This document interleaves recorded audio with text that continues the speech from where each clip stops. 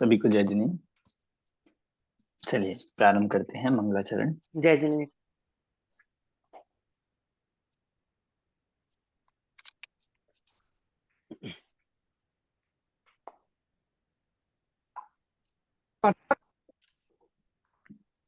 नमो अरिहन्ताणं नमो सिद्धाणं नमो आयर्याणं नमो वज्रायाणं नमो लोये सवसाहुणम्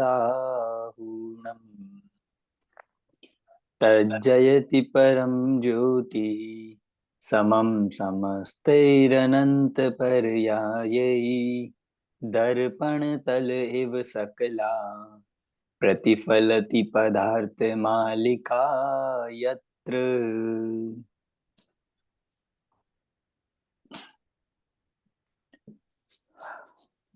परमागम honours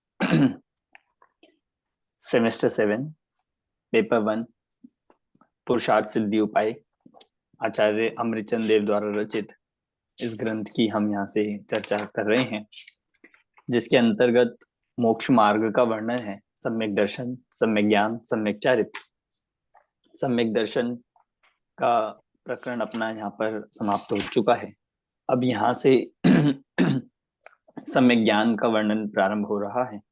और सम्यक ज्ञान में कि सम्यक दर्शन सम्यक ज्ञान के साथ साथ होता है, इस बात को पहले हाईलाइट किया कि साथ साथ होता है पर सम्यक दर्शन कारण है और सम्यक ज्ञान कार्य है। कारण कार्य होने पर भी साथ साथ हो सकते हैं क्या? तो इस बात को उठाने के लिए एक एग्जाम्पल दिया, जैसे दीपक और प्रकाश। दीपक होता है, उसी के साथ साथ प्रकाश होता है। तो ऐसा सम्यक दर्शन और सम्यक ज्ञान में संबंध जानना चाहिए।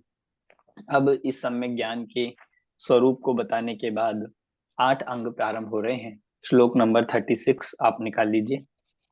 श्लोक 36 हमें आज देखना है, जिससे आगे सम्यक ज्ञान के 8 अंग की चर्चा चलेगी। हमने पिछली बार आपको ये बात बताई थी कि सम्यक दर्शन के जो 8 अंग हैं वो बहुत प्रसिद्ध है और उनकी चर्चा लगभग बहुत बार होती रहती है। हमने यहाँ पर भी 8 अंगों की है। अन्य ग्रंथों में भी पाई जाती है, जैसे रत्नकंठ श्रावकाचार, अन्य छैडाला या और भी ग्रंथों में सम्यक दर्शन के 8 अंग की चर्चा मिलती है। पर सम्यक ज्ञान के जो 8 अंग है, उसी तरह से वह अंग भी इम्पोर्टेंट है। और सम्यक ज्ञान जो भी होगा उन अंगों के बिना नहीं संभव है, तो उनकी चर्चा अधिक हमें प्राप्त नहीं होती है। उसी के लिए यहाँ पर पुरुषार्थ सिद्धि उपाय में श्लोक नंबर 36 से ये चर्चा प्रारंभ हो रही है, सम्यक ज्ञान के 8 अंग की। चलिए हम प्रारंभ करते हैं। आप लोग अपनी वीडियोस कर लीजिए जो कर सकते हैं। चलिए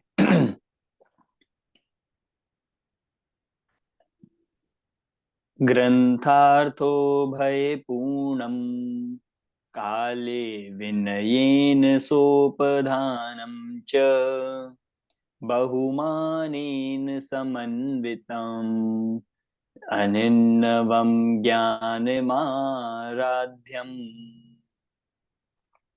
इस 36 नंबर के श्लोक में 8 अंगों के नाम कहे गए हैं। जिस प्रकार हमने सम्यक दर्शन के 8 अंग याद करे थे, ऐसे हमें सम्यक ज्ञान के भी 8 अंगों के नाम तो याद करने ही चाहिए। नाम तो याद होंगे ही, और नाम याद हो गए तो आप मान लीजिए स्वरूप तो हो ही जाएगा। इसमें नाम देखते हैं क्या क्या। ग्रंथार्थो भय पूर्णम।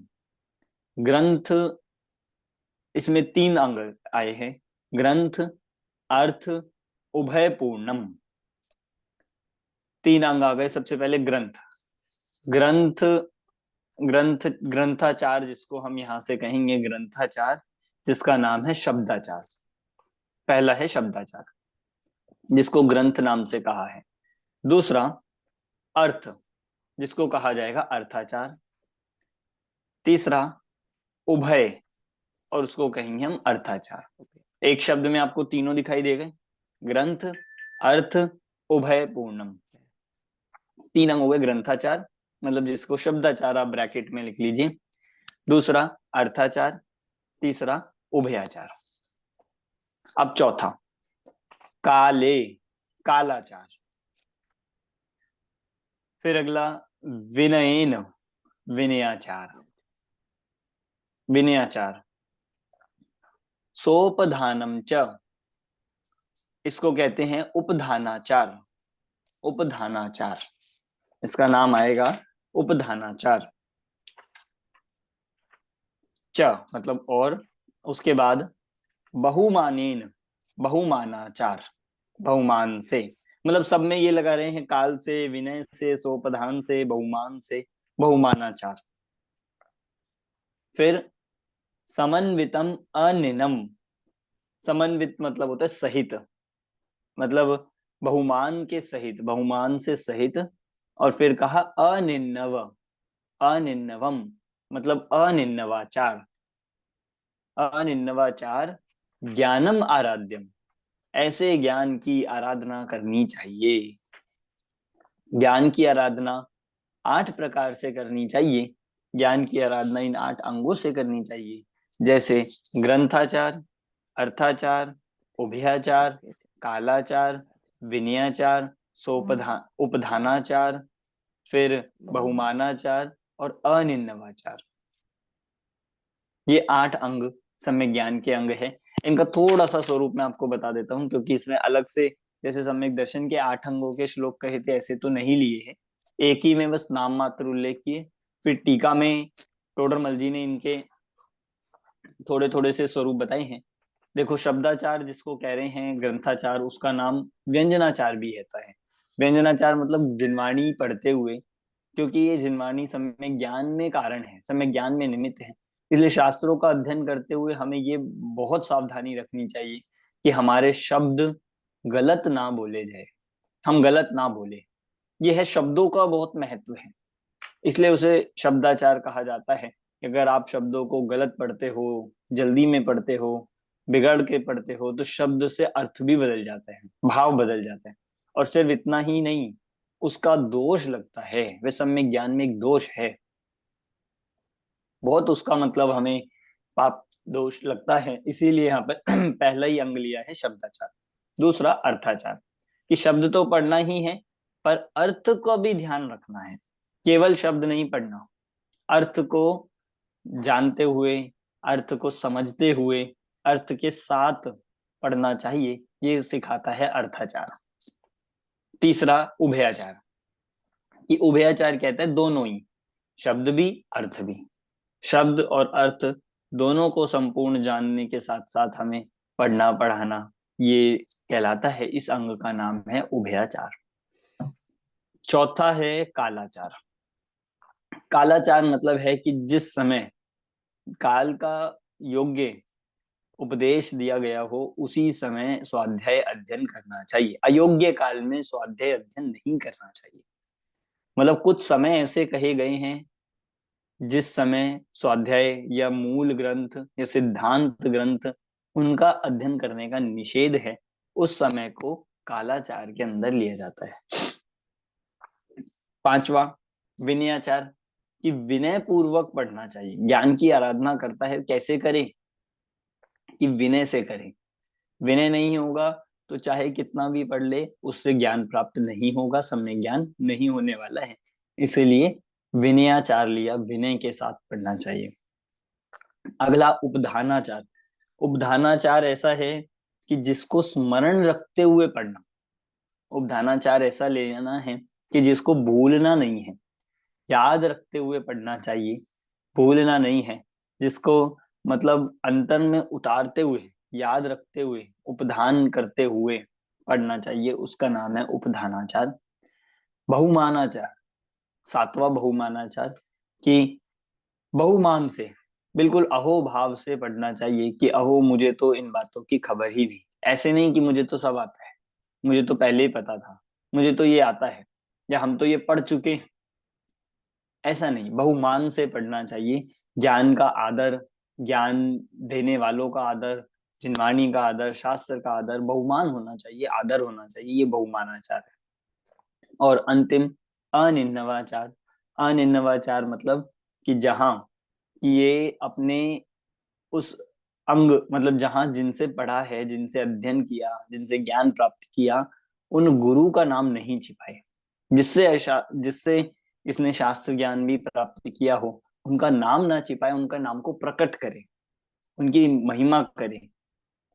ऐसा ना कहे कि तो मुझे खुद से हुआ है, ये तो मैंने खुद किया है, ये दोष है। इसीलिए अनिर्णवाचार्य कहता है कि उसका बहुमान करके पढ़ना चाहिए, जिसने आपको ज्ञान कराया है। गुरु का नाम नहीं छिपाना। समझ आ गया? इस तरह से ये 8 अंग है सम्यक ज्ञान के। इनके बिना सम्यक ज्ञान की प्राप्ति नहीं हो सकती। एक भी अंग ना हो तो सम्यक ज्ञान अधूरा है, सम्यक ज्ञान में परिपूर्णता नहीं आएगी। इसीलिए 8 अंग सहित सम्यक ज्ञान ज्ञानी के जीवन में होते हैं। समझ आया? चलते हैं अब हम अगले अधिकार की तरफ, जिस अधिकार में श्रावक धर्म का व्याख्यान किया है। और जो श्रावक अमन धर्म, जी, यहाँ पे एक क्वेश्चन था, हाँ प्रश्न जी, था। ये जो कालाचार कहा गया है, वो हम पता कैसे चलेगा कि कहाँ पे, हर ग्रंथ में क्या मेंशन किया गया था है कि कैसे पता चलेगा? देखिए हर ग्रंथ में तो कालाचार नहीं दिया गया है, पर जहां पे कालाचार का वर्णन है, ऐसे जहां सेपरेट ग्रंथ हैं जिनमें कालाचार का वर्णन आया, उसमें सब ग्रंथों का बता दिया। उसमें कैटेगरी बनाई है, मतलब बहुत अच्छा इसका आप पढ़ोगे, मतलब हम डीपली। सबसे पहले तो जो होता है कि सूतक पातक के काल में ग्रंथ का अध्ययन नहीं करना। दूसरा, फिर अगर अष्टमी चतुर्दशी और संध्या के समय में जो 4 संधि काल है, उनमें भी सिद्धांत ग्रंथों का अध्ययन नहीं करना चाहिए। विशेष रूप से ये बात ध्यान देने योग्य है कि यद्यपि स्वाध्याय करने का कोई निश्चित समय नहीं होता है कि आप तब कर सकते हो तब नहीं कर सकते, पर फिर भी ऐसा क्यों कहा गया है? क्योंकि उसके पीछे कारण है, और वो सिद्धांत ग्रंथों के लिए विशेष कहा गया है। जहां भी कालाचार का वर्णन मिलेगा आपको कि कुछ पर्टिकुलर ग्रंथ, कुछ पर्टिकुलर सिद्धांत ग्रंथ छोड़कर अन्य आप ग्रंथों का स्वाध्याय कर सकते हो। जैसे प्रथमा नियोग है, चरणा नियोग के है, या फिर अन्य कोई भक्ति आदि है, पाठ आदि है, चिंतवन है, इन सब का कभी भी किसी समय भी स्वाध्याय कर सकते हैं, कोई निषेध नहीं है। कुछ पर्टिकुलर समय पे और कुछ पर्टिकुलर ग्रंथों का ही यहाँ पर कालाचार में निषेध किया गया, वो भी उनकी विनय के लिए। वो भी ऐसे प्राकृतिक आपदा के समय, तूफान, सूर्य ग्रहण, चंद्र ग्रहण, भूकंप आदि के समय भी सिद्धांत ग्रंथ नहीं पढ़ने चाहिए। अन्य ग्रंथ पढ़ सकते हैं, क्योंकि वे ग्रंथ बहुत ही महान है, वे ग्रंथ बहुत ही श्रेष्ठ उत्कृष्ट ग्रंथ है। तो उनकी अध्ययन के लिए मानसिक रूप से बिल्कुल वो चाहिए, आपको निर्विकल्पता चाहिए, मानसिक भी शारीरिक। मतलब ऐसा तो नहीं होगा एक तरफ प्रलय आ रही है, एक तरफ तो बाढ़ आ रही है और आप सिद्धांत ग्रंथ पढ़ने बैठेंगे तो आप मन नहीं लगेगा। एक तरफ भूकंप आ रहा है और आप सिद्धांत ग्रंथ पढ़ेंगे कि नहीं, तो वहां ग्रंथ की भी अविनय होगी और स्वयं भी ज्ञान में चित्त नहीं बैठेगा। इसीलिए ये बात कही गई है, लॉजिक से भी है, और मतलब जो जिनेन्द्र उपदेश से माने, आज्ञा से माने, तो ऐसे कुछ समय पे संधि काल, अष्टमी चतुर्दशी या फिर प्राकृतिक आपदा आदि के समय सिद्धांत ग्रंथ नहीं पढ़ने चाहिए, अन्य आप पढ़ सकते हैं। ठीक है, जय जय। चलिए। संधि काल हाँ, में, संधि काल में क्या रीजन? बस संधि काल क्योंकि अध्ययन का काल नहीं होता है। संधि काल में ग्रंथ का अध्ययन का निषेध इसलिए कहा क्योंकि वे संधि काल सामयिक का काल होता है।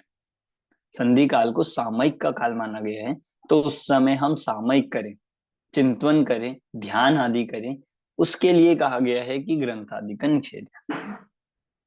तो वो टाइम देशना का भी रहता है क्या?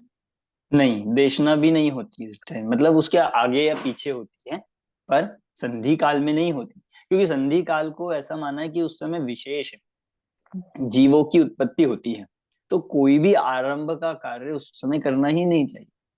इसीलिए तो ये सामयिक का काल बनाया गया कि आप सारे आरंभ आदि को छोड़ के करें। पर आजकल तो हमें संधि काल का ही नहीं पता चलता कि कब आया कब गया, क्या हुआ क्या नहीं, क्योंकि ना तो मतलब कहीं भी, क्या तो कुछ समय ही का मतलब रूटीन हमारा ऐसा ही होता है कि हमें पता ही नहीं चल पाता। पर विशेष रूप से आज भी बहुत लोग जो व्रती होते हैं, जो मतलब इस तरह से होते हैं, वे बराबर उस समय सामयिक करते ही हैं। ठीक। चलिए कहते हैं ना कि 37। हाँ जो बर्ड्स या पक्षियां होते हैं वो उनके हिसाब से भी पता चल जाता है कि कौन सा काल है ऐसा। हाँ, मतलब वो ऐसा समय होता है कि जिस समय विशेष रूप से परिवर्तन होता है, जीवों में उत्पत्ति होगी, जो दिन वाले थे वो अपना छिपेंगे और जो रात वाले हैं वो निकलेंगे, इस समय विशेष जीवों की उत्पत्ति होती है। चलिए 37 नंबर का श्लोक, सम्यक चारित्र अधिकार यहाँ से प्रारंभ हो रहा है। अब पूरा ये प्रकरण सम्यक चारित्र का विस्तार से चलेगा, जिसमें अणुव्रत आएंगे, अहिंसा अणुव्रत, सत्यानुव्रत आदि। प्रकरण बहुत मार्मिक है, बहुत इंटरेस्टिंग चलने वाला है, बिल्कुल नई नई बातें इसमें आएंगी। प्रारंभ करते हैं। विगलित दर्शन मोहै समंजस ज्ञान विदित तत्वार्थै नित्यमपि निप्रकम्पै सम्यक् चारित्रमालम्ब्यम्। विगलित दर्शन मोही, दर्शन मोह को जिसने विगलित, गला दिया है, नष्ट कर दिया है, अभी पीछे आ ही गए, दर्शन मोह को नष्ट कर दिया है, मतलब सम्यक दर्शन भी हो गया है। और समंजस ज्ञान विदित तत्वार्थी, और जिन्होंने क्या कर लिया है, समंजस ज्ञान, मतलब सम्यक ज्ञान, सम्यक ज्ञान क्या कर लिया, सम्यक ज्ञान से जिन्होंने विदित तत्वार्थी, तत्वों को भी जान लिया है, तत्वार्थों को भी जान लिया है। सम्यक दर्शन मतलब मोह को नष्ट करके जिन्होंने सम्यक दर्शन प्राप्त कर लिया है, और तत्वार्थों को जानकर जिन्होंने सम्यक ज्ञान प्राप्त कर लिया है। यहाँ तक कि अपनी क्योंकि बात हो चुकी है, यहाँ तक हम आ चुके हैं, सम्यक दर्शन हो गया, सम्यक ज्ञान हो गया। अब नित्यमपि निप्रकंपई, नित्य ही, सदा काल ही, निप्रकंप अर्थात बिल्कुल अकंप रूप से, दृढ़ता से क्या करना, सम्यक चारित्रम आलम्ब्यम, सम्यक चारित्र का अवलंबन करना चाहिए, सम्यक चारित्र को धारण करना चाहिए। मतलब महत्वपूर्ण बात यह है कि पहले कहा दर्शन मोह को नष्ट किया हो, सम्यक चारित्र का अवलंबन तभी सम्यक चारित्र कहलाएगा जब दर्शन मोह को नष्ट किया हो और सम्यक ज्ञान से तत्वों का ज्ञान हो, उसके बिना नहीं है। आप क्रम समझ रहे हैं, क्रम क्या है कि सम्यक दर्शन के बिना सम्यक ज्ञान नहीं है, और सम्यक दर्शन के बिना सम्यक चारित्र भी नहीं। मतलब जिससे ही दर्शन और ज्ञान चारित्र पने को प्राप्त होते हैं, वह सम्यक दर्शन पहले महत्वपूर्ण है। और फिर ये कहा कि जब ऐसा हो जाता है तो इतनी दृढ़ता से, इतनी निश्चलता से, इतनी अचलता से उसे धारण करना चाहिए, इतनी दृढ़ता से करना चाहिए कि सम्यक चारित्र को अवलंबन करना चाहिए, ऐसा यहाँ पर कह दिया। समझ आ गया? प्रेरणात्मक श्लोक है, इसमें प्रेरणा दे रहे हैं। अब आगे सम्यक चारित्र के लिए बताएंगे कि सम्यक ज्ञान के बाद सम्यक चारित्र को क्यों करना, मतलब आप सम्यक चारित्र का नंबर क्यों आ रहा है, अब सम्यक चारित्र के लिए क्यों कहते हैं, तो देखिए, नहीं सम्यक व्यपदेशम चारित्रम चरित्रम ज्ञान पूर्वकम लभते ज्ञानानंतर मुक्तम चरित्राराधनम तस्मात्। नहीं सम्यक व्यपदेशम, सम्यक नहीं, सम्यक व्यपदेशम कह रहे हैं, नहीं, नहीं को अभी हम बाद में लगाएंगे। सम्यक व्यपदेशम मतलब सम्यक उपदेश, सम्यक नाम, सम्यक पना, न ही चारित्रम ज्ञान पूर्वकम लभते। चारित्रम अज्ञान है ये, अज्ञान पूर्वकम, चारित्रम अज्ञान पूर्वकम नहीं लभते, ये पूरा अब लग जाएगा कि अज्ञान पूर्वक जो चारित्र है वह सम्यक व्यपदेशम नहीं लभते, वह सम्यक व्यपदेश नहीं पाता है, मतलब सम्यक नाम नहीं प्राप्त करता है, उसे सम्यक उपाधि नहीं मिलती है, उसे सम्यक नहीं कहा जा सकता है। कब? अज्ञान पूर्वकम, जो अज्ञान पूर्वक होगा। ठीक है, ज्ञानानंतर मुक्तम, और ज्ञानानंतर मतलब ज्ञान के अनंतर, ज्ञान के तत्काल बाद ही, ज्ञान के पश्चात ही चारित्राराधनम तस्मात्, इसीलिए चारित्राराधनम, इसीलिए चारित्र की आराधना करनी चाहिए, क्योंकि ज्ञान पूर्वक किया गया चारित्र ही सम्यकता को प्राप्त होता है। अज्ञान पूर्वक किया गया चारित्र सम्यक नाम नहीं पाता है, इसलिए सम्यक ज्ञान के पश्चात सम्यक चारित्र की आराधना करनी चाहिए। क्लियर हुआ? विशेष बात इसमें नहीं है। एक बिंदु ये कहा गया है कि अज्ञान पूर्वक किया गया चारित्र सम्यक नहीं होता। मतलब वह सब क्या है कि कोटि जन्म तप तपे ज्ञान बिन कर्म झरे थे, ज्ञानी के छिन्माही त्रिगुप्ती सहज टरे थे, मुनि वृद्धार अनंत बार ग्रीवक उपजायो, पैनिज आत्म ज्ञान बिना सुख लेश न पायो। आत्मज्ञान बिना, तत्व ज्ञान बिना, सम्यक ज्ञान बिना चाहे मुनि व्रत भी करे, कोटि जन्म तप तप करे, तो भी वह सम्यकता को प्राप्त नहीं होता है। तो भी वह मिथ्या का मिथ्या ही रहा, तो भी वह इतनी निर्जरा नहीं कर पाता जितना सम्यक ज्ञानी एक क्षण में कर लेता है। तो भी उसको नाम बाल तप, बाल व्रत आदि ही दिया जाता है। मैंने बहुत सारे आपको एक साथ संकलन मतलब उद्धरण से आपको बताया कि बहुत जगह ऐसी चर्चा मिलेगी आपको कि वह सब वह उसके लिए कार्यकारी नहीं है। इसीलिए सम्यक ज्ञान के बिना सम्यक चारित्र कार्यकारी नहीं है, उसकी सार्थकता ही सम्यक ज्ञान के साथ है। मतलब सम्यक दर्शन और सम्यक ज्ञान उसमें आप लगा लेना, ठीक है। अगला, अब आ रहे हैं चारित्र का स्वरूप। चारित्र का स्वरूप चारित्रं भवति यतः समस्त सावध्य योग परिहरणात् सकल कषाय विमुक्तम विशद मुदासीनमात्म रूपम तत्। चारित्रम भवति, चारित्र होता है। क्या होता है चारित्र? यतः, क्योंकि क्या होता है चारित्र? समस्त सावध्य योग परिहरणात्, समस्त सावध्य मतलब पाप रूप, योग, योग मतलब मन वचन काय, मतलब पाप रूप मन वचन काय की क्रियाओं या उनका जो योग है उसके परिहरणात्, उसके त्याग से, मतलब मन से, वचन से, काया से, 5 पापों के परिहरणात् त्याग से, समस्त पापों के मन वचन काय से त्याग पूर्वक, त्याग से जो होता है वह चारित्र है। और दूसरा लक्षण, एक लक्षण हो गया समस्त सावध्य योग परिहरणात्, ये पूरा है। दूसरा, सकल कषाय विमुक्तम, और कैसा है कि सिर्फ पाप ही नहीं, कषायों से भी रहित है।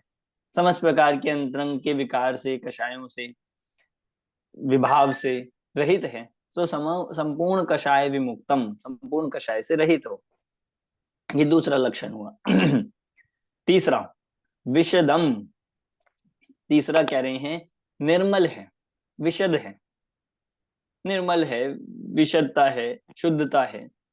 और चौथा, उदासीनम, और क्या है? उदासीन रूप, पर पदार्थों से विरक्त है, पर पदार्थों से उदासीन है, वैराग्य रूप है। वह चारित्र कैसा है? आत्म रूपम तत्, वह चारित्र आत्म रूप होता है। अब आपको ध्यान आ रहा है सम्यक दर्शन और सम्यक ज्ञान के श्लोक से इसमें क्या सिमिलैरिटी है?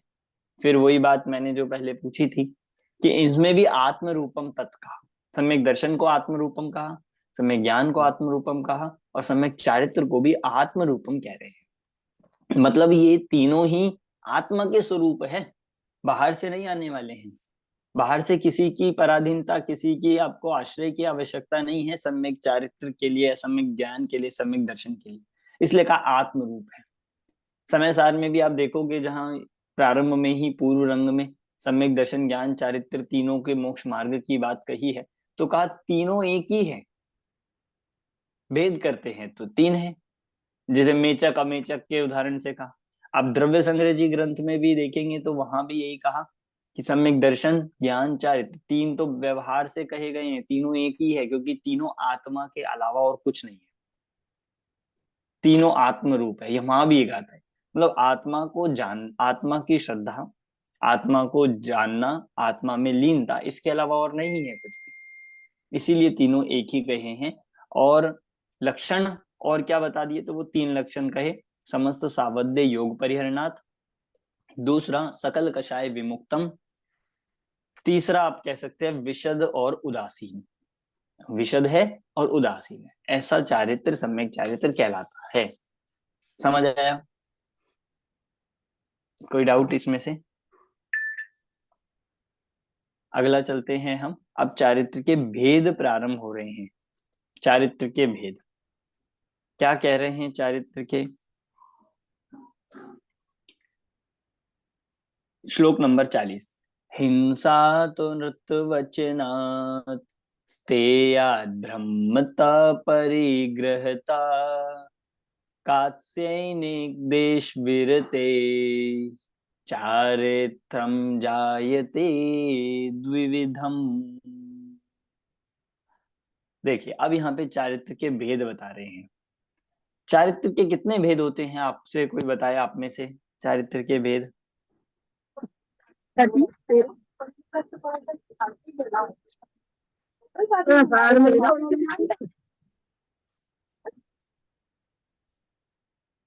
हाँ, चारित्र के भेद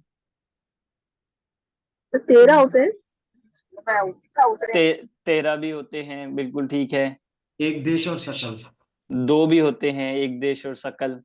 5 भी होते हैं, स्वरूपाचरण 5 भी होते हैं चारित्र के, स्वरूपाचरण, यथाख्यात, ये सब आदि, सामयिक, छेदोपस्थापना, ये सब 5 भी भेद होते हैं। तो यहाँ पे देखते हैं कौन से भेद की बात कह रहे हैं। देखिए, हिंसा तो, हिंसा से, पहला हिंसा से, अनृत वचनात् मतलब असत्य वचन से, दूसरा हो गया अनृत वचनात् असत्य वचन से, स्तेयात् चोरी से, अब्रह्मता अब्रह्म से, और परिग्रहता मतलब परिग्रह से। हिंसा से, चोरी, हिंसा से, झूठ से, चोरी से, कुशील से और परिग्रह से। क्या करना?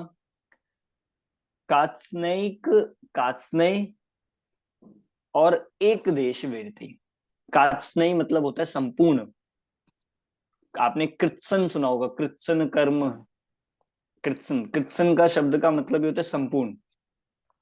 कृत्सन कर्म निवर्हणम, तो कृत्सन मतलब है संपूर्ण, कात्स्नय मतलब उससे ही बना है। और एक देश, एक देश मतलब एक देश, थोड़ा, तो संपूर्ण और एक देश विरति, इन पांचों से संपूर्ण विरति मतलब सकल विरति और एक देश विरति, इसका नाम है चारित्रम जायते द्विविधम। ऐसे चारित्र 2 प्रकार का होता है।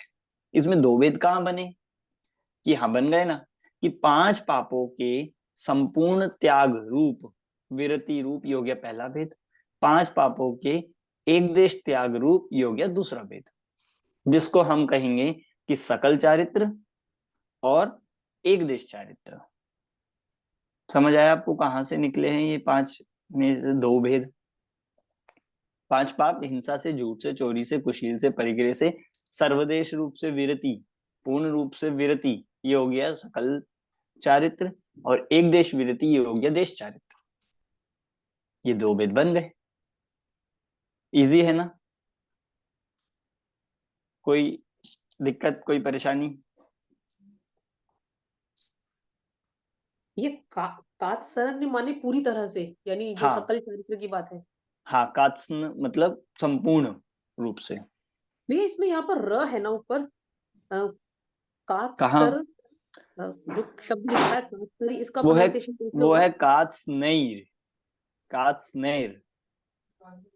कात्स्नैर, हाँ, न, और हाँ, और एक देश, वहां से एक देश और निकल जाएगा। जो आई की मात्रा है वो न पे है, वो य पे है, मतलब य पे ही है, और ना तो साउंड आधा भी है। ऐसी है। हाँ, बोलेंगे हम उसे पहले कात्स्नैर। कात्स्नैर, ठीक है। हाँ, एक देश पूरा एक साथ ऐसे बन जाएगा, कात्स्नैर एक देश विरते। ओके, ठीक है, चलिए आगे चलते हैं। अब यहाँ पे 2 प्रकार के चारित्र का जो आपने उल्लेख किया है, अब 2 प्रकार के चारित्र में कौन सा क्या होगा, कब होगा, उसको प्रारंभ करें। कुछ डाउट है आपको सरिता जी? सर मैं ये बोल रही थी कि तत्पर सूत्र में भी आया है ना वो अनुव्रत और महाव्रत में। बिल्कुल, हाँ, यही आया है, क्योंकि है ही यही। हम्म, कहीं भी हम देखेंगे इसी पैटर्न पे चलेगा। एक अच्छा। देश मतलब तत्पर सूत्र में भी बिल्कुल यही बात आई थी कि पापों से विरति, इसका नाम व्रत है, विरति व्रतम, आपको ध्यान होगा। फिर उसमें कहा देश सर्वतो अणु महती, देश का नाम है अणुव्रत और सर्वतो का नाम है महती मतलब महाव्रत। फिर एक का वर्णन शुरू कर दिया, अणुव्रत, अणुव्रतों की भावनाएं, व्रत की भावनाएं बताई, फिर उसके अतिचार बताए, और फिर महाव्रत है। इस तरह से पैटर्न यही चलना है यहाँ पर भी। आप ये मान लीजिए आपका रिवाइज हो जो पिछले अधिकार में, आचार्य बदल गए हैं और शब्द बदल गए हैं, पैटर्न बदल गया है। पहले सूत्र थे, अब कलश है, श्लोक है, पर वही है, उपदेश वही है। चलिए 41 नंबर का। अब दोनों प्रकार के चारित्र के स्वामी किस किस के होता है, वहां भी यही पैटर्न था बिल्कुल। चारित्र के बताने के बाद फिर उसके स्वामी बताए, स्वामी वहां पर भी यही बताए कि कौन होता है उसका और कौन उसका। निरतः कात्स्नैर्विर निरतः कात्स्नैर्निवृत्तौ भवति यति समय सारभूतोऽयम् या त्वेकदेश विरतिर् निरतस्तस्यामुपासको भवति। देखिए निरतः, निरत मतलब उसमें लीन, निरत मतलब उसमें लीन। किसमें? देखो आ गया कात्स्नैर, कैसा शब्द है वो आ गया, ये ऐसा शब्द है पूरा कात्स्नैर। कात्स्नैर मतलब सर्वदेश, और निवृत्ति, सर्वदेश निवृत्ति मतलब सर्वदेश त्याग में जो लीन है। भवति जो होते हैं, जो सर्वदेश त्याग में जो लीन होते हैं वो होते हैं यति, वो होते हैं ऐसे यति मतलब मुनि। वो कैसे? समय सार भूतोयम, समय सार मतलब यहाँ कह रहे हैं शुद्धोपयोग रूप, शुद्धोपयोग रूप स्वरूप में जो लीन है, ऐसे आचरण करने वाले हैं, उसमें निरत है, ऐसे वे यति, वे होते हैं सर्वदेश त्याग वाले। दूसरी ओर यातु, और जो एक देश विरति निरतस, और एक देश विरति, जो एक देश विरति है उसमें जो लीन है, उसमें जो लगा हुआ है, उसमें जो निरत है, निरत तस्याम उपासको भवति, और उसको उपासक कहते हैं, वह उपासक होता है। मतलब जो सर्वदेश त्याग में लीन है उनको यति कहते हैं, और जो एक देश त्याग में लीन है, एक देश त्याग में निरत है, उनको उपासक कहते हैं, मतलब श्रावक कहते हैं। मतलब दो हो गए, सर्वदेश का पालन करने वाले मुनि है, श्रमण है, यति है, और एक देश का पालन करने वाला श्रावक है, उपासक है। समझ आया? अब इसमें स्वामी हो गए दोनों के, कि देश चारित्र का स्वामी श्रावक है और सकल चारित्र का स्वामी मुनि होते हैं। बिल्कुल आपको याद हो जाएगी ये चीजें। चले आगे 42 नंबर का छंद। अब यहां से हम श्रावक के उस एक देश विरति वाले के आचरण का अब स्वरूप प्रारंभ कर रहे हैं। क्या होता है उसके? अब एक देश त्याग में क्या क्या आता है वो अब पूरा डिटेल में अणुव्रत अधिकार यहाँ पर आ गया है, अणुव्रत चलने वाले हैं। ठीक है, चलिए 42 नंबर का अहिंसानुव्रत। आत्म परिणाम हिंसन हेतुत्वात् सर्वमेव हिंसैत अनृत वचनादि केवलम उदाहृतम शिष्य बोधाय। देखिए अब बहुत सुंदर यहाँ पे हिंसा का वर्णन चलने वाला है। मतलब ये जो प्रकरण चलेगा ये पूरा जैन धर्म का मौलिक प्रकरण है। ऐसा वर्णन हिंसा का कहीं नहीं मिलेगा। कोई ऐसी हिंसा नहीं बताता है, कोई ऐसी डिटेल में नहीं बताता है, कोई हिंसा के ऐसे सूक्ष्मता से नहीं जाता है। ये जैन धर्म की विशेषता, और उसमें भी आचार्य अमृतचंद देव ने ही सबसे पहले इस तरह का वर्णन किया है। क्या कह रहे हैं? आत्म परिणामम हिंसन, आत्म परिणाम के घात, आत्म परिणाम के घात हेतुत्वात् सर्वमेव, आत्म परिणामों का घात होने से, मतलब उसका हेतु होने से, आत्म परिणामों का घात होने से, सर्वमेव सब ही, क्या सब ही? हिंसा एतत्, कि ये एतत्, ये सब हिंसा ही है। क्या सब? कि आत्म परिणामों का घात होने से सब हिंसा ही है क्या?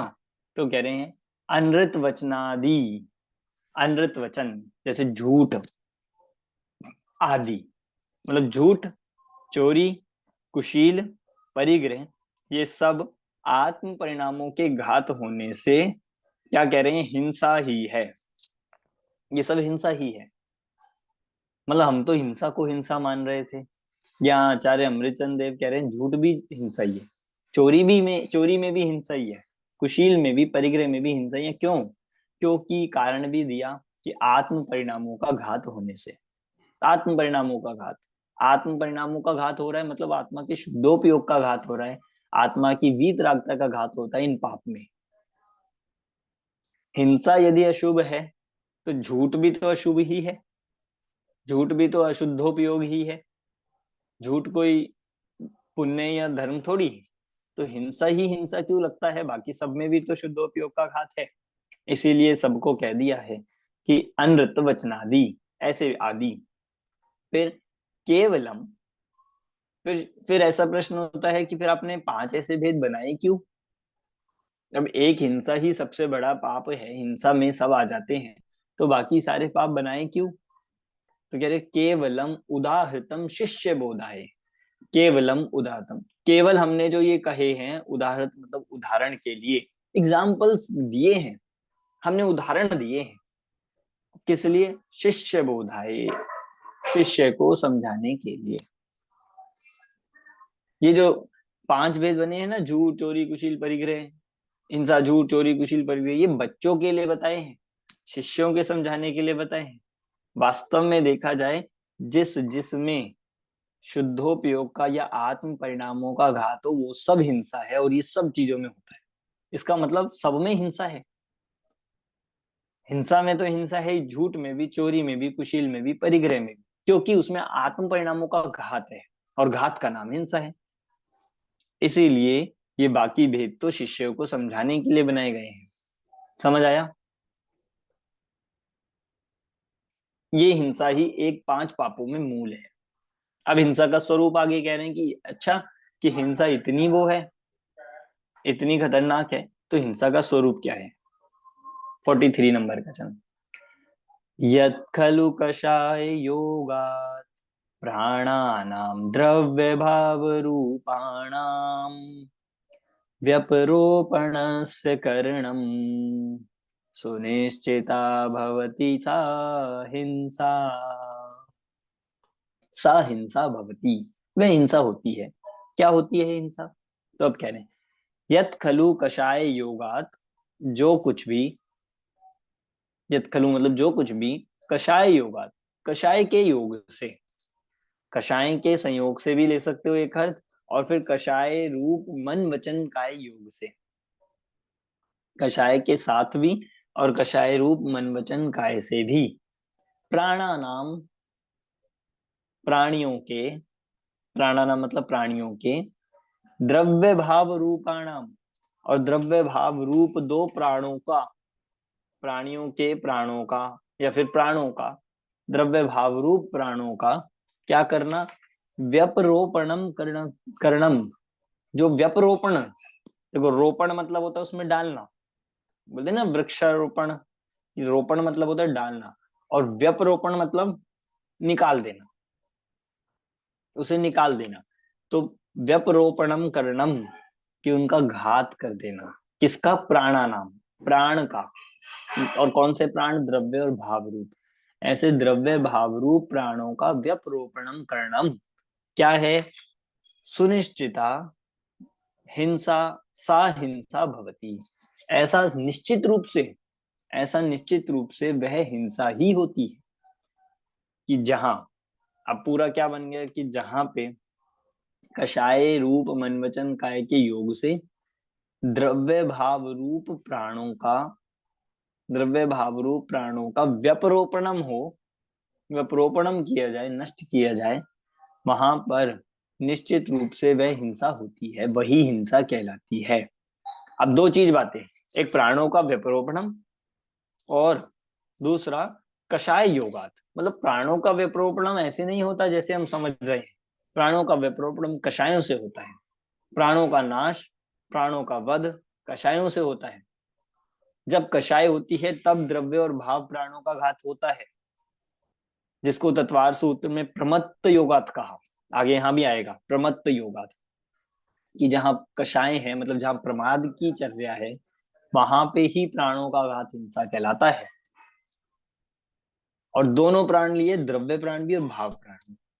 इसीलिए किसी को बस मार देना ही हिंसा नहीं है, किसी का दिल दुखाना, भाव प्राणों का भी घात करना, क्रोध कर देना, कषाय करना, ये भी हिंसा है। ये जैन धर्म की विशेष व्याख्या। कोई नहीं कहता इसको हिंसा। सारा जगत किसे हिंसा कहता है कि जब आपने किसी को मारा और वो मर गया, वो हिंसा कहते हैं। या मारने का प्रयास किया, मान लीजिए कदाचित बच गया, तो इसको भी मान लेते हैं हिंसा। पर यहाँ तो प्रारंभ ही कहाँ से हो रहा है कि मन में यदि किसी के प्रति बुरे भाव आ गए, क्रोध आ गया, द्वेष आ गया, राग भी आ गया, तो वो हिंसा है।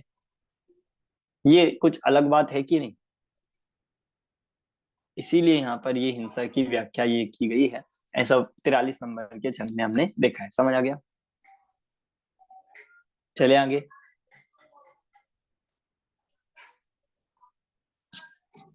अखबार 44 नंबर का है ये छंद अगला। निश्चय से हिंसा और अहिंसा का लक्षण। अब हिंसा और अहिंसा दोनों का लक्षण एक साथ बता रहे हैं कि ठीक है आपने हिंसा तो बताया, अब अहिंसा भी बताओ। सबसे जो प्रसिद्ध गाथा है, आपको बहुत लोगों को याद भी होगी, बहुत फेमस है। अप्रादुर्भावः खलु रागादीनां भवत्यहिंसेति तेषामेवोत्पत्ति हिंसेति जिनागमस्य संक्षेप। अप्रादुर्भाव खलु, बहुत लोगों ने गाथा सुनी होगी, ये नहीं पता चलता हमें कि है कहाँ की। तो ये पुरुषार्थ सिद्धि उपाय में आचार्य अमृतचंद देव द्वारा रचित है। अप्रादुर्भाव खलु। अप्रादुर्भाव मतलब प्रादुर्भाव होता है प्रकट होना, और अप्रादुर्भाव है कि प्रकट ना होना। अप्रादुर्भाव होना मतलब नष्ट होना, प्रकट ना होना, उत्पन्न ना होना। किसका? राग आदि नाम, राग आदि भावों का उत्पन्न ना होना क्या है? भवती अहिंसेति, अहिंसा है। पहली लाइन में अहिंसा बताई कि अपराध रागादि भावों का अप्रादुर्भाव होना, प्रकट ना होने देना, इसका नाम अहिंसा है। और तेषामेव उत्पत्ति, तेषा मतलब उनकी ही, और उनकी ही उत्पत्ति क्या है? हिंसा इति जिनागमस्य संक्षेप। और उनकी ही उत्पत्ति क्या है? हिंसा है। उनकी उत्पत्ति हिंसा है, ऐसा इति जिनागमस्य संक्षेप, ऐसा जिनागम का संक्षेप है, अर्थात सार है। तो दो बातें कही, रागादि भावों का उत्पन्न ना होना अहिंसा है, और दूसरा उनकी उत्पत्ति ही होना हिंसा है। ये जिनागम का सार है, संक्षेप है।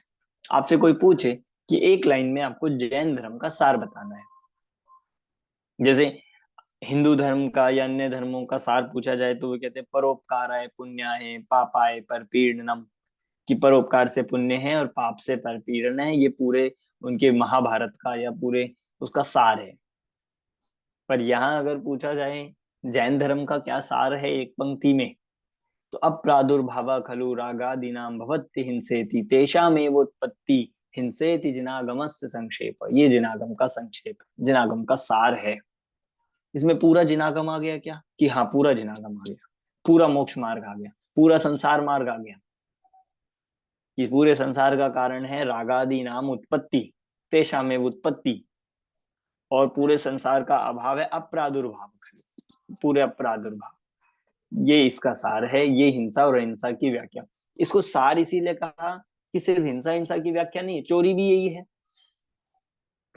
झूठ भी यही है, कुशील भी यही है, परिग्रह भी यही है, सब हास्य रति अरति सब इसमें आ जाएंगे। सारे पाप सारी कषाएं इसमें शामिल हो जाती है। इसीलिए इसी का नाम जिनागम का सार लिया। और उल्टा भी इसका अभाव वही सम्यक तो है, वही इसका अभाव वही सम्यक ज्ञान है, वही सम्यक चारित्र है, वही अनुव्रत है, वही महाव्रत है, वही सामयिक है। ऐसा बन सकता है बिल्कुल। ये पूरे जिनागम का सार है, निचोड़ है। समझ आ गई बात? कोई डाउट? चले आगे। म्हणजे रागादि में सब आ गया ना, द्रव्य कर्म, हाँ, भाव कर्म और सबसे रहित। नहीं, भाव कर्म की बात है यहाँ पर।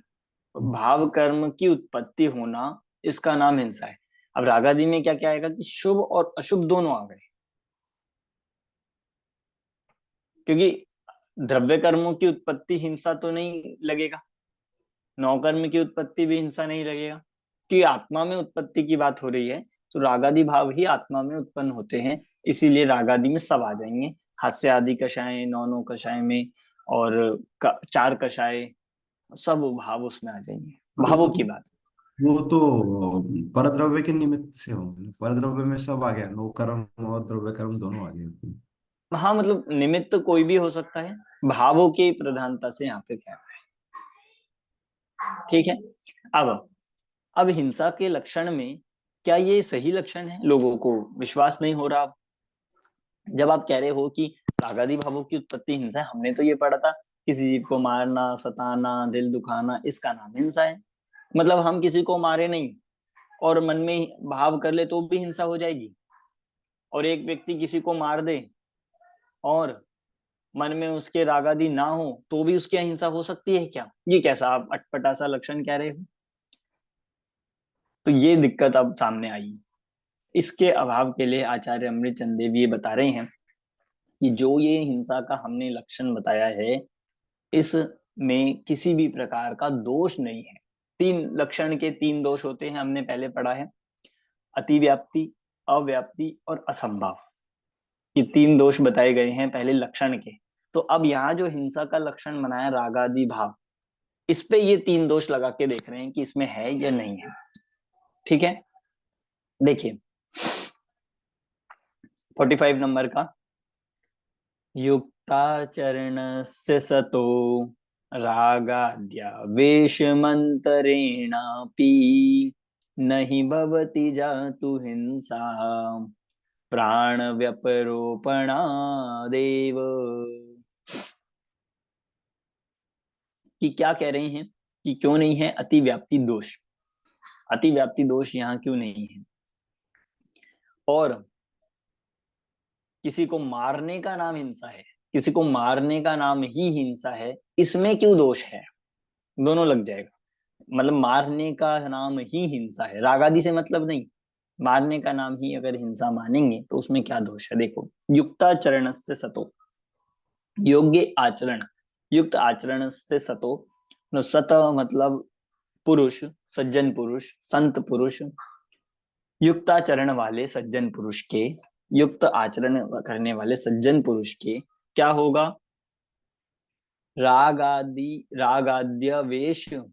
रागाद्यवेश मंतरेण अपि, रागादि के आवेश, रागादि भावों के आवेश के, अंतरेण अपि मतलब बिना भी, रागादि भावों के बिना भी क्या हो सकता है कि जो योग्य आचरण वाले पुरुष है, बिल्कुल आचरण भी अच्छा है, और रागादि भावों के बिना भी कदाचित गलती से क्या होगा? नहीं भवति जातु हिंसा प्राण व्यपरोपणात एव, प्राण व्यपरोपणात, प्राण व्यपरोपण होने से, केवल उनके प्राण व्यपरोपण होने से, मतलब किसी योग्य आचरण वाला व्यक्ति है जिसके अंतरंग में रागादि भाव नहीं है, उसके द्वारा कदाचित किसी के प्राण व्यपरोपण भी तो हो सकते हैं, उसके द्वारा भी तो किसी जीव की हिंसा हो सकती है।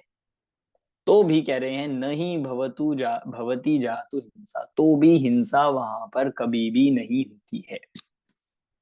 भाई कैसी बात कर रहे हो आप? प्राणों का घात हो गया उनके द्वारा, आप हिंसा नहीं मान रहे हो? कि हाँ, क्यों? क्योंकि कह रहे रागाद्य वेश मंतरेण अपि, रागादि का अभाव होने पर, रागादि नहीं है और योग्य आचरण कर रहे हैं, प्रमाद से नहीं चल रहे हैं, देख देख कर चल रहे हैं, ईर्य समिति से गमन कर रहे हैं और अन्य प्रकार की सावधानी से क्रियाएं कर रहे हैं, रागादि भाव भी नहीं है किसी के प्रति, फिर कदाचित अनजाने वश किसी जीव आदि की हिंसा हो जाती है तो उसका नाम हिंसा नहीं है, उनको हिंसा नहीं होती है, ये कहा गया है। मतलब ये अतिव्याप्ति दोष यहाँ पर ये बता रहे हैं, यदि प्राणी के व्यपरोपण को हिंसा, प्राण के व्यपरोपण को ही हिंसा मानेंगे तो सारे महाव्रती जो है, मुनिराज, संत, उन सबको हिंसा माननी पड़ेगी। बोलिए तैयार हैं क्या? उनको सबको हिंसा माननी पड़ेगी। उनके तो हिंसा होती नहीं है, वे तो अहिंसाव्रती कहलाते हैं, अहिंसा महाव्रत के धनी है। पर क्या उनके द्वारा प्राणियों का घात नहीं होता होगा? हो ही रहा है ना। चलेंगे तो जो जीव दिखेंगे उसी उन्हीं को बचा सकते हैं, पर जो जीव दिखते ही नहीं है उनको तो नहीं बचा रहे हैं। वे चलने में उन जीवों का घात तो हो ही रहा है, नियम से हो रहा है। वे चाह कर भी नहीं रोक पा रहे हैं क्योंकि उनको उसका ज्ञान ही नहीं है। तो उनको फिर भी आप अहिंसा व्रती क्यों कह रहे हो, अहिंसा महाव्रती क्यों कहते हो? क्योंकि उनके योग्य आचरण भी है और राग आदि का अभाव भी है। समझ आई बात? मतलब अगर हम ऐसा नहीं मानेंगे तो अति व्याप्ति दोष आएगा इस लक्षण में। ठीक है, चले आगे। 46 नंबर का छंद। अब अव्याप्ति, अव्याप्ति भी लगा के देख लेते हैं कि इसमें अव्याप्ति दोष तो नहीं है इस लक्षण में। व्युत्थानावस्थायाम रागादीनां वश प्रवृत्तायाम म्रियताम जीवो मावा धावत्यग्रे ध्रुवम हिंसा। देखिए, अब एक उल्टी बात और बता रहे हैं यहाँ पर। मतलब वो जो हिंसा का स्वरूप नहीं जानता उसको उल्टा लगता है, पर ये है उल्टा नहीं। क्या? व्युत्थानावस्थायाम, व्युत्थान अवस्था में, व्युत्थान मतलब वो कह रहे हैं कि बिना देखे, असावधानी, बिल्कुल बिना देखे बिना सावधानी से जो अवस्था होती है, जो आचरण होता है, ऐसे आचरण में, ऐसे आचरण से क्या होगा? और रागादि नाम वश प्रवृत्तायाम, और रागादि के वश से की हुई, रागादि के वश से ऐसी की गई असावधानी रूप अवस्था में, पूरा ये बन गया कि रागादि के कारण से बिना देखे बिना सोचे बिना सावधानी के जो प्रमाद रूप अवस्था से क्या होगा? म्रियताम जीवो मा वा, म्रियताम जीवो, जीव, म्रियताम मतलब मरे, जीव मरे, वा अथवा माँ, अथवा नहीं मरे, माँ मतलब होता है नहीं, जीव मरे या ना मरे तो भी धावती अग्रे ध्रुवम हिंसा, तो भी दौड़ती है, अग्रे मतलब आगे आगे, ध्रुवम मतलब निश्चित रूप से, निश्चय से, हिंसा आगे आगे दौड़ती है। क्या कह रहे हैं यहाँ पर? ये बात ही बिल्कुल उल्टी सी लिख रहे हैं कि कोई असावधानी रूप आचरण कर रहा हो और रागादि भावों से सहित, तो मतलब पिछले श्लोक से बिल्कुल उल्टा। पिछले में कहा था एक तो सावधानी पूर्वक चल रहा है और रागादि से रहित है, और यहाँ कह रहे हैं जो असावधानी से चल रहा हो और मन में भी रागादि भाव लेकर चल रहा हो, उससे क्या कि प्राणी मरे या ना मरे उसके पीछे पीछे हिंसा चलती है, मतलब उसको हिंसा हो रही है। अब आप सोचो, ये बात हम किसी को बोले, जगत में किसी को बताएं, या किसी ऐसे अनजान जिसको जानकारी नहीं हो, वो तो सुन के गई क्या उल्टी बातें कर रहे हो आप। पर ये उल्टा नहीं है, ये वास्तव में हिंसा का स्वरूप है कि अयत्नाचार का नाम हिंसा है, प्रमादचर्या का नाम हिंसा है। प्राणी मरे या ना मरे, हिंसा अयत्नाचार से, प्राणी मरे या ना मरे। जिनवर का ये उपदेश है, ऐसा ये कह रहे हैं कि यहाँ भी वही कहा कि जो प्राणी मरे या ना मरे, मतलब प्राणियों का मरना ना मरना तो बहुत सेकेंडरी है, वो तो उनके उदय प्रमाण है। होगा तो वो मर जाएंगे, अगर उनकी आयु पूर्ण होगी तो मरण होगा, और नहीं हो रही होगी तो नहीं मार सकता कोई, निमित्त भी नहीं बन सकता। पर अपना जो मारने का परिणाम या रागादि भाव है, जो प्रमाद चरण है, जो प्रमत्त योगात है, असावधानी रूप आचरण है, वो आपके लिए हिंसा जरूर है, वो मरे या ना मरे, ये बात यहाँ पर कह रहे हैं। इसलिए अव्याप्ति दोष भी इस लक्षण में नहीं है। मतलब आप जो लक्षण कह रहे हो ना कि जीवों को मारना हिंसा है, इसमें अतिव्याप्ति भी लग जाएगा और इसमें अव्याप्ति भी लग जाएगा। क्योंकि कितने जीव ऐसे हैं कि जो जीवों को मार रहे हैं तो भी उनको हिंसा नहीं हो रही, ऐसे मुनिराज। और कितने लोग ऐसे हैं कि जिनके द्वारा जीवों की हिंसा नहीं भी हो रही हो, पर यदि अंतरंग में रागादि भाव है तो भी उनके हिंसा का पाप लग रहा है। जैसे मतलब अविरति जीव जितने भी हैं उनके प्रति समय हिंसा चल रही है। आपने सुना होगा ना कि दो प्रकार के पाप होते हैं, एक परिणमन रूप और एक दूसरा मतलब जो निरंतर चलते रहते हैं। परिणमन रूप तो ऐसा कह रहे हैं कि जो जब हिंसा करते हैं तब होने वाले, और एक दूसरा जो निरंतर चल रहे हैं प्रमाद के कारण से, असावधानी के कारण से, और जो अविरति के प्रति समय ही हो रहे हैं उन रूप। तो ऐसा होने से प्रमाद के सद्भाव से हिंसा कही गई है। समझ आ गई आपको ये दोनों जन? कत्वार सूत्र में जिसे प्रमत्त योगात कहा है। समझिए यहाँ पे, लेकिन हिंसा हो रही है प्रमाद से, वो तो बराबर है, लेकिन उसका अंत देखे, मतलब जैसे जीव मरे या ना मरे, उसमें पाप का तो प्रदेश और प्रकृति से तो फर्क पड़ेगा, राइट? मतलब देखिए, सारा संबंध ही उस बात से है कि हमारे उसके साथ योग कितने जुड़े हुए हैं। अगर आप प्रकृति प्रदेश की भी बात कर रहे हैं, प्रकृति प्रदेश भी योगों से होता है। आपके योगों की उसमें कितनी जुड़ान है, आपके मन की, वचन की, काय की, उसमें कितनी गहराई है, उस कार्य के पीछे कितनी उसके पीछे दृढ़ता है, तो फिर आपके उससे भी प्रकृति प्रदेशों का फर्क पड़ेगा। लेकिन प्रमाद में जो होता है वो संकल्पी रूप गिनना चाहिए कि असंकल्पी रूप गिनना चाहिए? क्योंकि संकल्प हिंसा को सबसे ज्यादा हिंसा गिननी चाहिए। देखिए, प्रमाद की हिंसा को संकल्पी और असंकल्पी में हम नहीं जोड़ सकते हैं। प्रमाद सारी नहीं, हिंसाओं में भी लग सकता है और सब में नहीं भी लगेगा। जैसे आप संकल्पी हिंसा कर रहे हो, वो प्रमाद पूर्वक भी हो सकती है और प्रमाद रहित भी होती है। मतलब यद्यपि संकल्पी तो सारी प्रमाद सहित ही मानी जाएगी, पर जो अन्य हिंसाएं हैं उसमें प्रमाद लग भी सकता है, नहीं भी लग सकता है। पर हिंसा चार प्रकार की जो कही गई है, पर उन चारों हिंसा में अगर प्रमाद हो रहा है, प्रमाद के कारण से लग रहा है, तो उसमें हिंसा का पाप लगता है। और नहीं तो आरंभ आदि जैसे होती है उनमें कदाचित प्रमाद से सावधानी हो, बिल्कुल ध्यान पूर्वक करते हो, तो उसका नहीं लगेगा, उसको हिंसा नहीं कहा गया। ये विधि है। राइट, लेकिन संकल्पी हिंसा का पाप सबसे ज्यादा गिना जाएगा सबसे बाकी ज्यादा सब। संकल्पी का पाप है, Right. इसलिए सबसे पहले संकल्पी का ही त्याग होता है। चतुर्थ गुण स्थान से होते ही जब हिंसा अणुव्रत धारण करता है पंचम गुण स्थान में, उसमें संकल्पी का तो नियम से त्याग होता है, और बाकी तीन का यथा भूमिका, मतलब अपनी शक्ति यथा शक्ति त्याग उनका भी करता है, क्योंकि Right. हिंसा तो हिंसा है।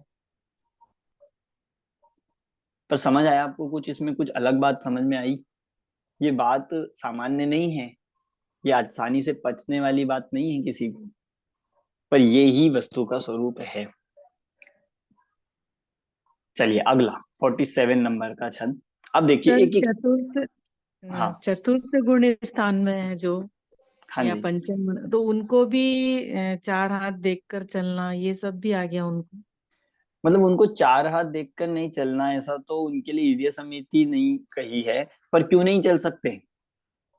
ये थोड़ी सिर्फ हाँ मुनिराज के लिए ही कहा है, क्योंकि जब मुनि हाँ, वो तो बनेंगे तो नॉर्मल श्रावक इन्हीं को। जीवों को तो श्रावक को ही तो मुनि बनना है। ऐसे थोड़ी होगा कि अभी तो कोई बात नहीं, अभी तो मुंह उठा के ऊपर चले और बाद में चलेंगे। हम मुनि थोड़ी है। श्रावक के लिए भी हर क्रिया में कहा है देख के उठाना, देख के रखना, शोध के भोजन बनाना, शोध के खाना। इसीलिए तो बाजार की सब चीजों का निषेध है, बाजार के भोजन का इसलिए तो निषेध किया क्योंकि वहां आपका ये पालन ही नहीं होगा। चलने में भी असावधानी, रखने में, उठाने में श्रावक को भी सावधानी रखनी चाहिए, क्योंकि प्रमाद का पाप तो उसे भी लगेगा ही। हम्म, ठीक है, अब देखो कितने सारे प्रश्न उठा के इस बात को आगे बढ़ाएंगे। हिंसा का अर्थ तो घात करना है, पर जीव के प्राण का घात किए बिना हिंसा कैसे कही जा सकती है? अब इसका उत्तर दे रहे हैं। आपके प्रश्न जो आपके मन में आ रहे होंगे वो यहाँ पे टोडरमल जी ने बनाकर पहले ही लिख दी कि जीवों का घात करना ही तो हिंसा सुना था हमने। आप कह रहे हो बिना घात के भी हिंसा हो सकती है? क्या हम यहाँ पे कक्षा में बैठे हुए भी कोई हिंसा कर सकता है? या कहीं अन्य जगह पे भी, ऐसे स्थान पर भी जहां हम, ऐसी जगह पे भी हिंसा हो सकती है? अब देखो, यस्मात् स कषायः सन् हन्त्यात्मा प्रथममात्मनामानं पश्चाज्जायेत न वा हिंसा प्राण्यंतराणाम तु। यस्मात् कषाय सन, यस्मात् कह रहे हैं, यस्मात् मतलब क्योंकि, कारण ये है कि क्योंकि कषायः सन, सकषायः सन, कषाय सहित है, कषाय सहित होने से, सन मतलब कषाय सहित होने से, हंत्य आत्मा, हंती, हंती मतलब घात करता है, किसका? आत्मा, आत्मा घात करता है, किसका? प्रथमम आत्मानम, आत्मना, आत्मना आत्मानम, सबसे पहले क्या कह रहे हैं? आपको क्या लगता है कि हमने किसी को मारा, मान लीजिए हमें किसी के प्रति क्रोध आया और हमने उसको, ऐसे मान लीजिए किसी ने थप्पड़ मार दिया, तो हमने उसको मारा। जब तक उसको थप्पड़ नहीं मारा था तब तक तो हिंसा नहीं हुई थी, जब उसको मारा तो हिंसा हो गई, हमें ऐसा लगता है। पर ऐसा नहीं है। यहाँ कह रहे हैं कि जब आप उसे मारने जाओगे या मारेंगे, काया से मारोगे, वो तो बहुत बाद की बात है। उससे पहले जब मन में कषाय भाव हुए, कषाय सहित हुए, सबसे पहले तो वही हिंसा हो गई। वहां क्या हुई उसकी हिंसा? कि उसकी नहीं हुई, वहां इस जीव ने अपनी ही आत्मा का घात कर लिया। अब आप सोचो, पर की हिंसा का ध्यान तो बहुत जाता भी है, इसलिए पर की दया भी पालन करता है, पर स्व की दया का पालन, स्व का दया आज तक नहीं करी इसने। करी क्या? कभी खुद पे दया आती है क्या? कि दूसरों को दया करता है, दूसरों की अहिंसा करता है?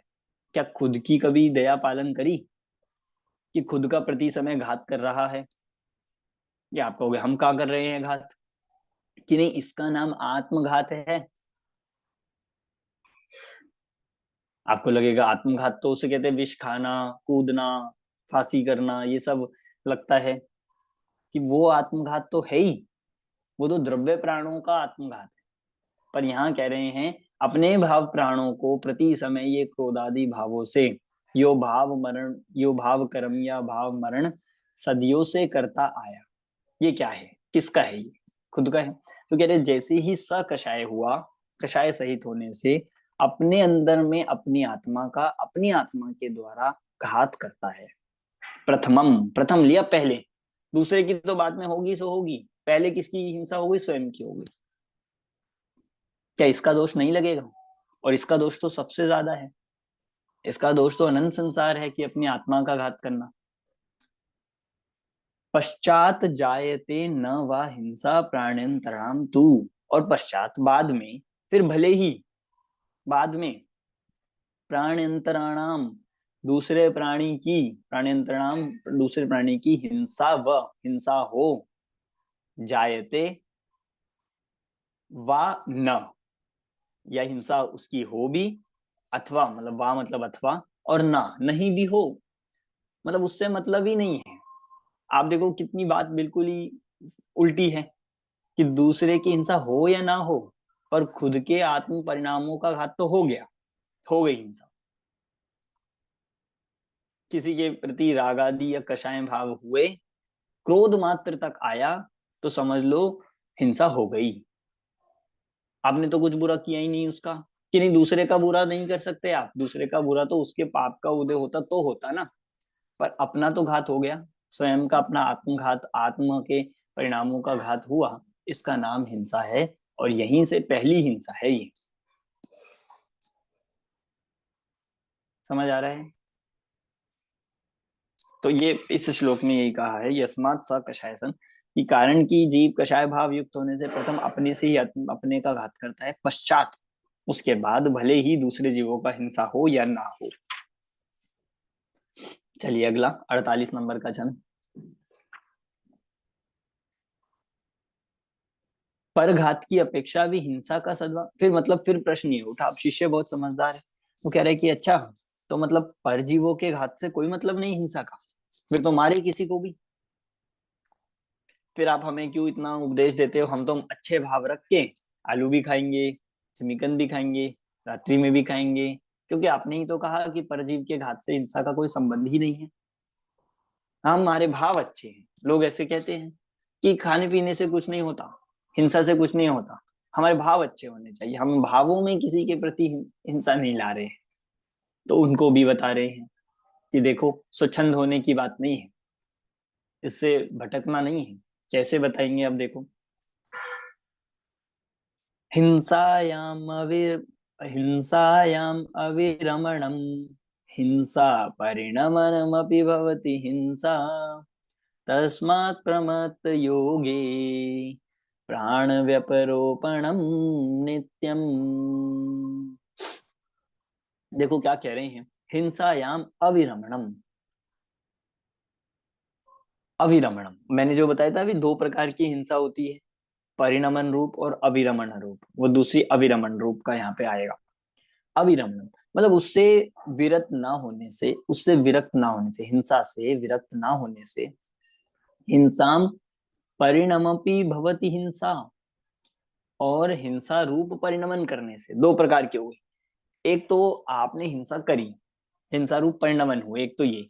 और दूसरा, आपने हिंसा से विरक्ति नहीं ली, त्याग नहीं किया, तो वो भी एक तरह से क्या गिन रहे हैं, हिंसा है वो भी। परिणमन रूप तो जब हो रही है, कर रहे हैं तब, और जब नहीं कर रहे हो पर आपने नियम लिया क्या, आपने कोई त्याग लिया क्या, उस समय भी कह रहे हैं अविरमण रूप हिंसा चालू है। दो प्रकार की हिंसा हो गई, अविरमण रूप और परिणमन रूप।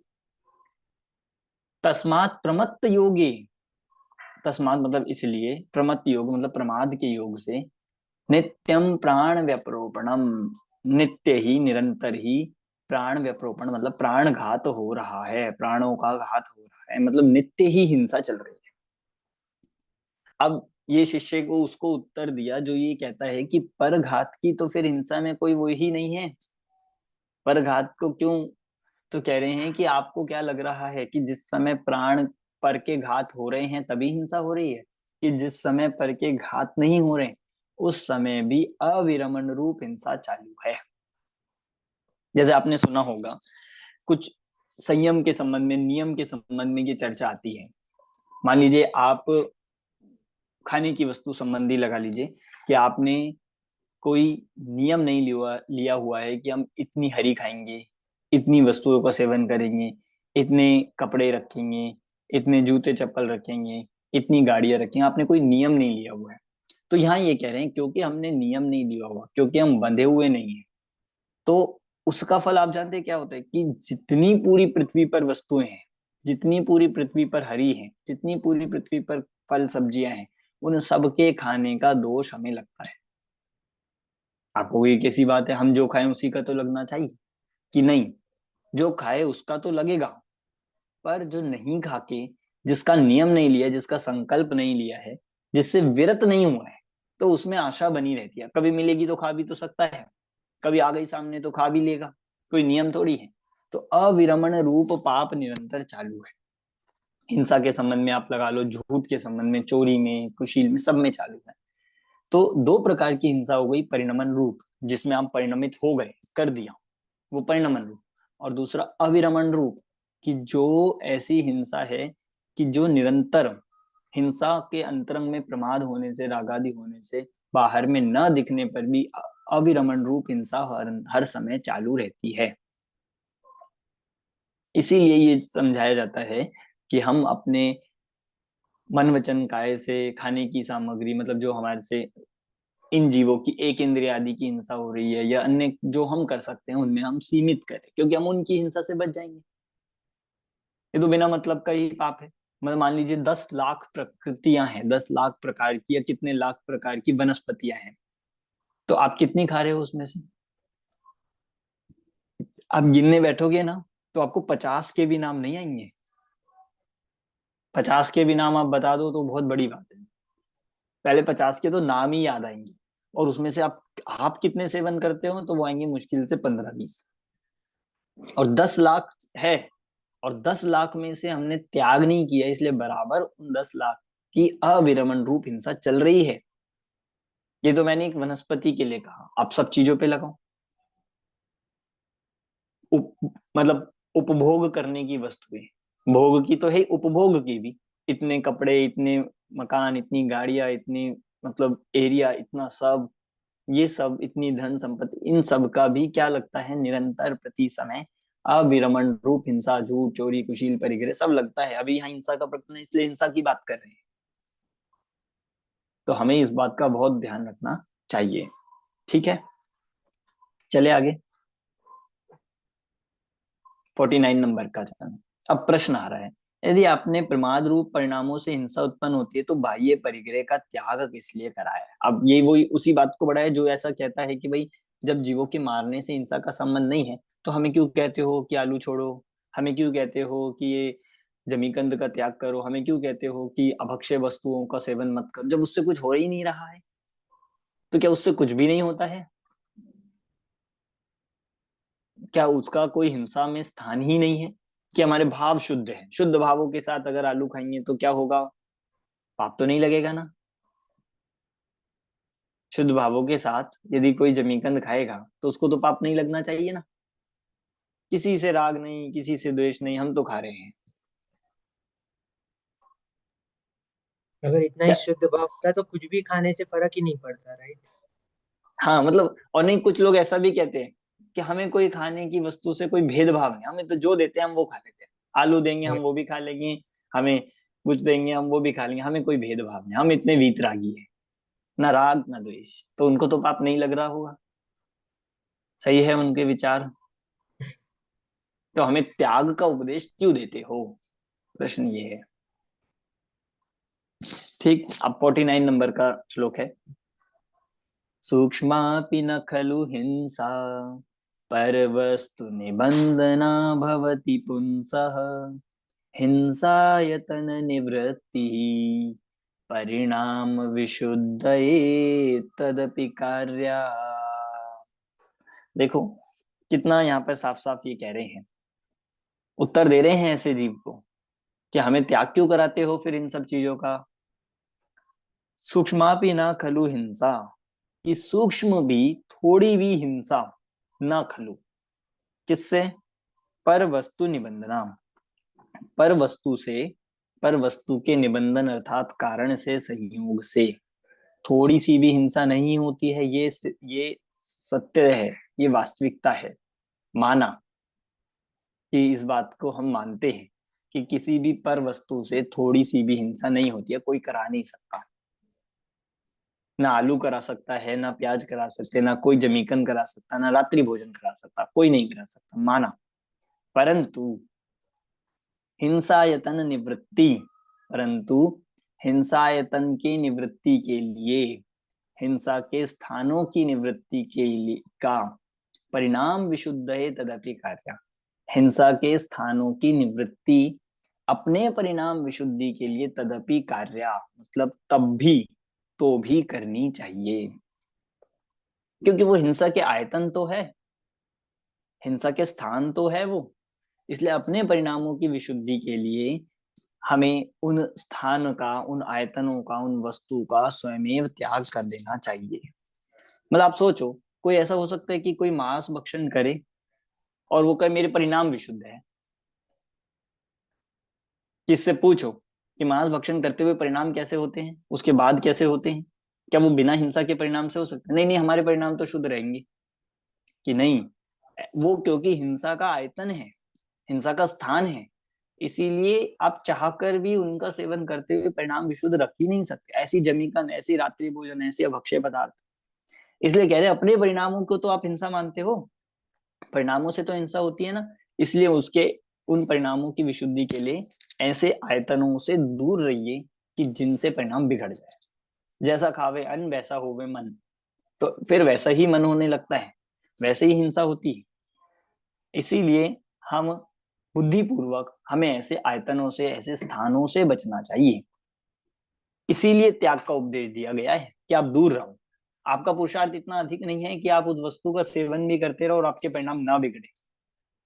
और हिंसा ना हो।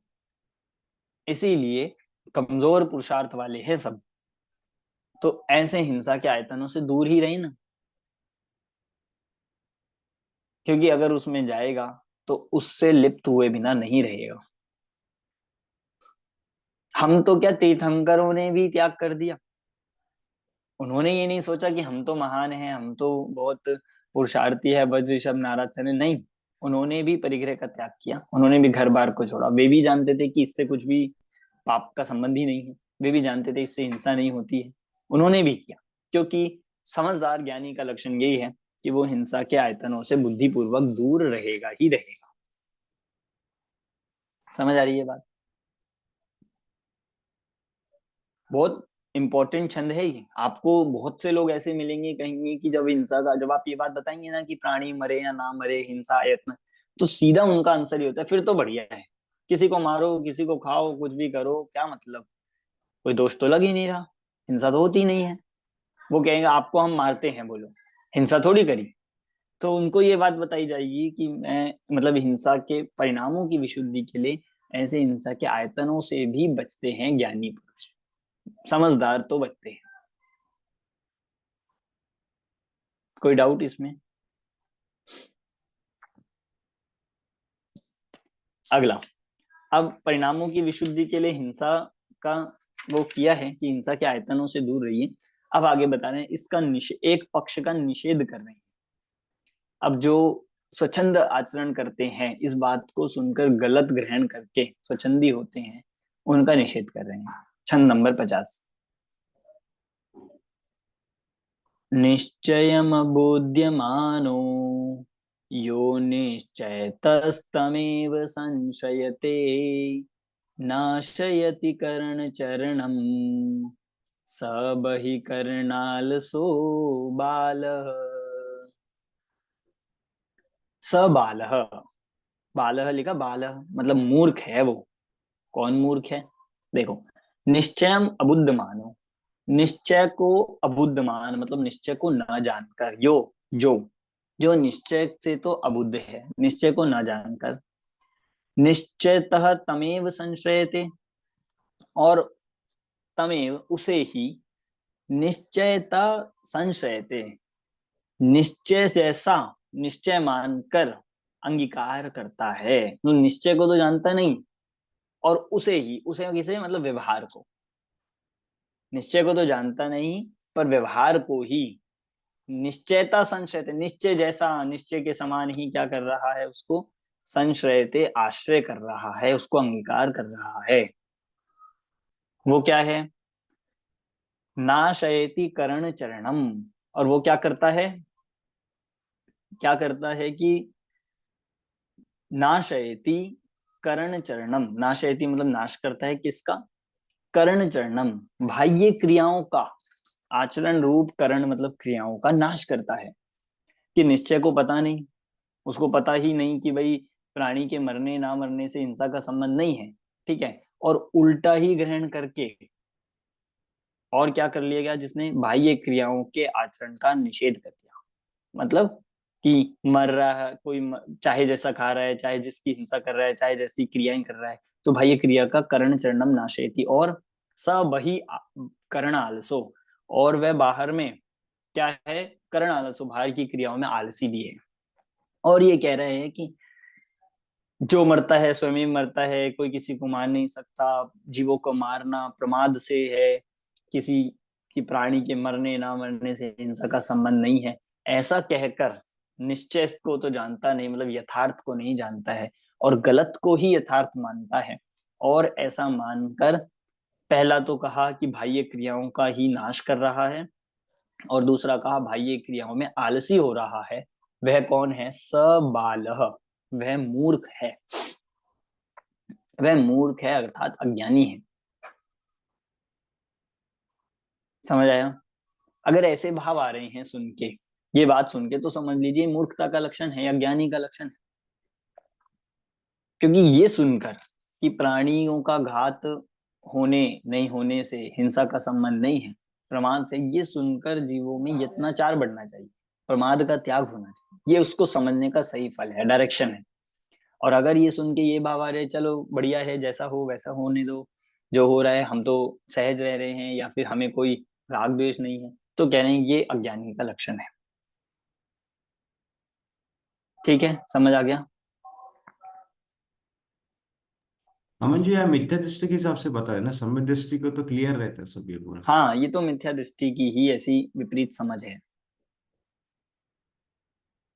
ठीक है, तो अभी हम आज इतना ही ले रहे हैं, 50 नंबर के छंद तक अपना हो गया है। अब हम कल शाम को भी हमारी क्लास रहेगी संडे को, जैसी पिछले संडे रही थी, 45 मिनट्स या 1 घंटे की अपनी क्लास रहेगी। बाकी के हम छंद उसमें लेंगे। हमारा सिलेबस में 110 छंद है, तो हमें थोड़ा जल्दी जल्दी चलना होगा, इसी स्पीड से हम चलेंगे। और बाकी का अब ये प्रकरण आगे का हम कल की कक्षा में लेंगे। कोई डाउट हो तो आप पूछ सकते हैं, अभी समय है।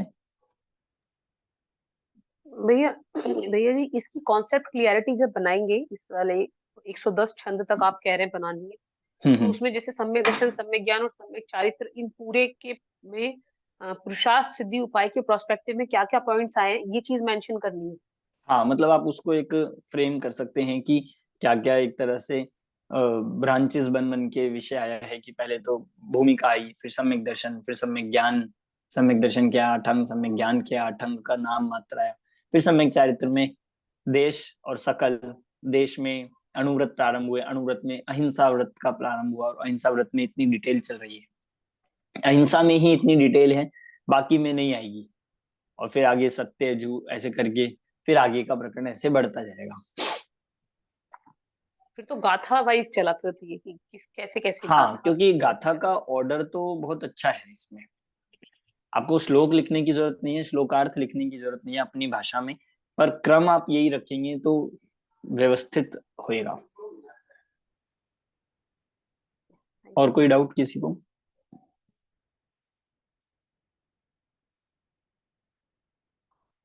अमन जी, अमन जी, ये लास्ट दूसरा वाली जो गाथा है, हाँ बोलिए कुंजन जी, बोलिए। हाँ जी, जो लास्ट वाली गाथा है उसको तो कोई उसको रॉन्ग तरीके से भी लेकर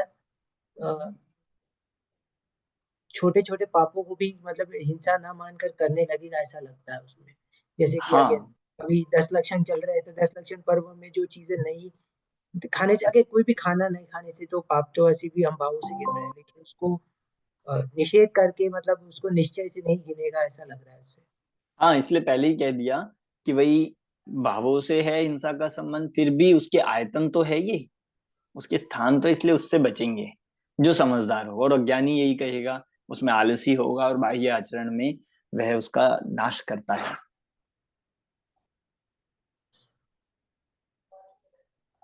लेकिन ठीक है। नॉर्मली कैसा भी होता है कि एक टाइप से आप देखें तो आचार और चारित्र भी स्टार्ट हो ही जाता है किसका भी, अगर मैं बोल रहा हूँ वो ना हो तो और भी प्रॉब्लम है। हाँ, मतलब जब जैन है और उसके जैन के योग्य आचरण, तो प्रारंभ भूमिका से ही होगा ही, अष्टमूल गुण का पालन, सप्त व्यसन का त्यागी, और देव दर्शन आदि, ये सब उसके नियम से अष्टमूल गुण आदि, जमीकंद आदि का त्याग होगा ही होगा। Right. एक श्राव मतलब सामान्य श्राव का चार तो होना ही चाहिए, होगा ही, फिर वो बढ़ते हुए उसको नियम में ढालता है, तब वो आगे व्रत नाम पाता है।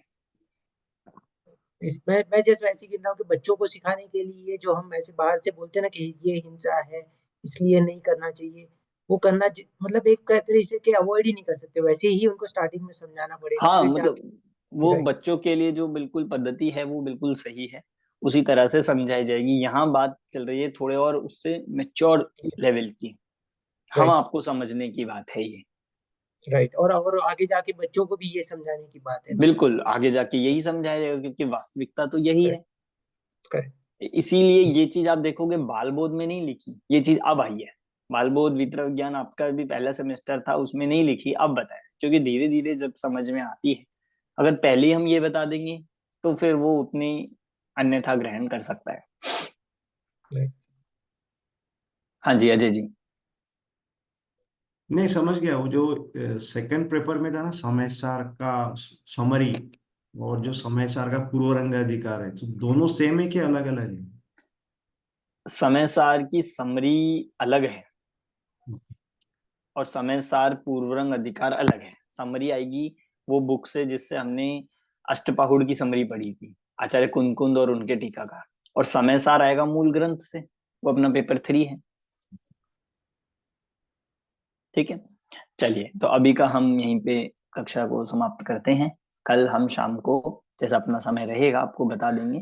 कल शाम को कक्षा रहेगी, थोड़ी मतलब 45 मिनट या 1 घंटे की छोटी सी क्लास रहेगी, उसमें हम शेष विषय लेंगे। तब तक आप यहाँ तक के श्लोक पढ़ लीजिए, 50 नंबर तक हो गया है। अभी अपने 60 श्लोक रह गए, उनकी चर्चा आगे करेंगे। सभी को जय जय।